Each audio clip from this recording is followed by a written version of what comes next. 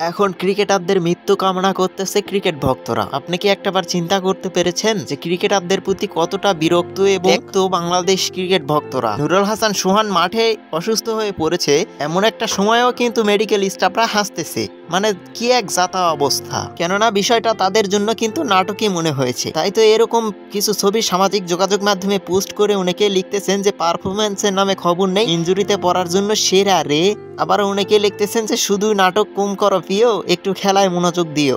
বিভিন্ন জন বিভিন্নভাবে কিন্তু সামাজিক যোগাযোগ মাধ্যমে মন্তব্য করতেছে। আপনাদেরকে যদি এসব পোস্টের একটু কমেন্টগুলো এক নজরে আমরা দেখাতে চাই, তাহলে আপনারা বুঝতে পারবেন যে মানুষ কতটা বিরক্ত ক্রিকেটারদের প্রতি। কেউ বলছে শালারা আমাদের আবেগ নিয়ে খেলা করে, কেউ বলছে যে আলহামদুলিল্লাহ, কেউ বলছে যে আমি জানাজার নামাজের জন্য রেডি, আবার কেউ বলতেছে যে একবারে নিয়ে যা, যাতে যেন আর খেলার মাঠে ফিরতে না হয়। অনেকেই তো মৃত্যু কামনা করতেছেন।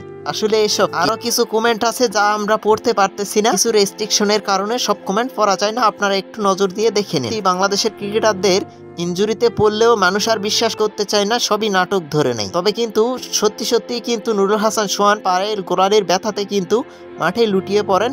এরপরে কিন্তু তাকে স্ট্রেচারে করে মাঠের বাইরে নিয়ে যাওয়া হয়। তো এই ছিল আমাদের কাছে থাকা নুরুল হাসান সোহানের মাঠে লুটিয়ে পড়া নিয়ে সাধারণ পাবলিকের কিছু কমেন্ট নিয়ে সর্বশেষ আপডেট। পরবর্তী নিউজ ভিডিও দেখার আমন্ত্রণ জানিয়ে বিদায় নিচ্ছি। মুস্তাকিন হাসান, বিটি ইনফায়ার রিয়াকশন।